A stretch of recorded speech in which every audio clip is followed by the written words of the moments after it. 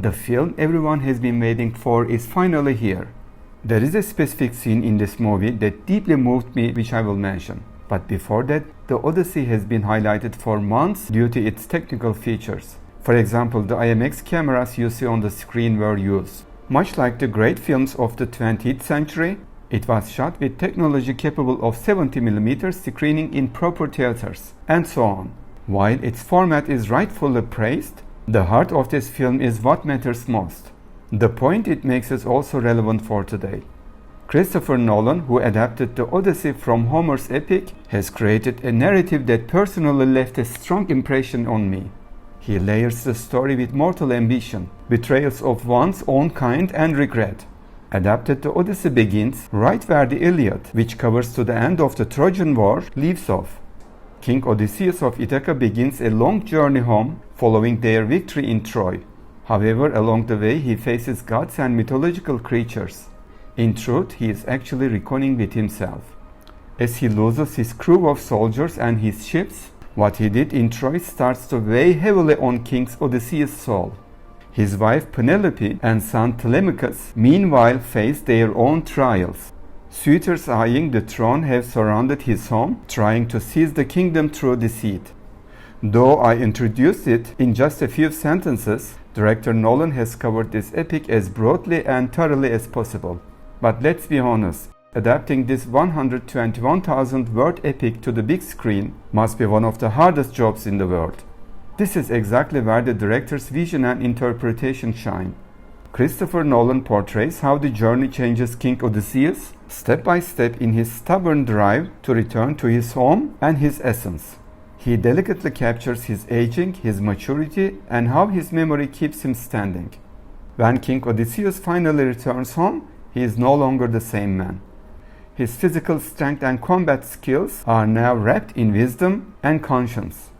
Before setting off on a new journey westward to honor his fallen soldiers, he must first save his home from occupation. Throughout the film, Nolan highlights the price paid by humans who succumb to their weaknesses on the playing fields of the gods. He points to the struggle of those walking between tragedy and hope who continue to fight even while knowing they will die. In fact, he emphasizes how they fall victim to their own arrogance and rage. He also reminds us once more that they lead to irreversible acts of cruelty. As I mentioned earlier, one scene in the film was very significant to me. It was the scene where Odysseus, disguised as a beggar, speaks to his wife before she recognizes him and confesses the guilty conscience he carries for what happened in Troy. Sending a massive wooden horse as a gift to another people and attacking them from the inside was a stroke of pure genius. But it led to unimaginable evil. Man is the only creature that betrays the goodness and purity within his own nature. The film accurately describes our modern world, backstabbing, treachery, and ruthlessness.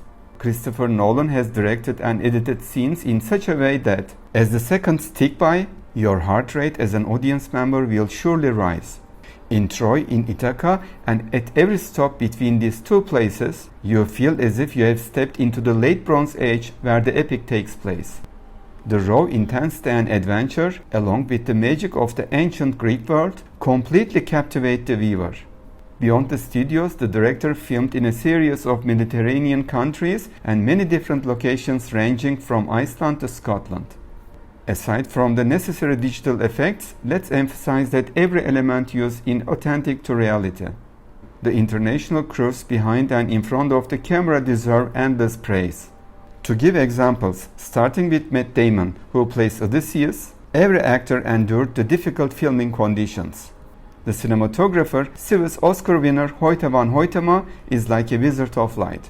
And composer Ludwig Göransson, who ensures Nolan strikes our heart with his music. Let's remember, is a Swedish talent born in 1984 with 3 Oscars to his name. Some criticism of the film focuses on the language. The language is English, of course. This film is an interpretation of the epic. I think it's normal that it's in English. After all, not everyone can be as wild as Mel Gibson, who shoots in the languages of the eras his stories take place.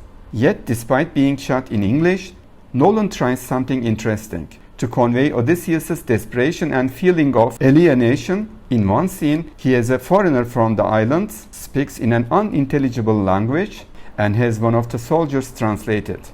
Ultimately, I want you to know that we are dealing with one of the masterpieces of cinema. If you want to see more videos like this, don't forget to subscribe and hit the like button. Enjoy the movie.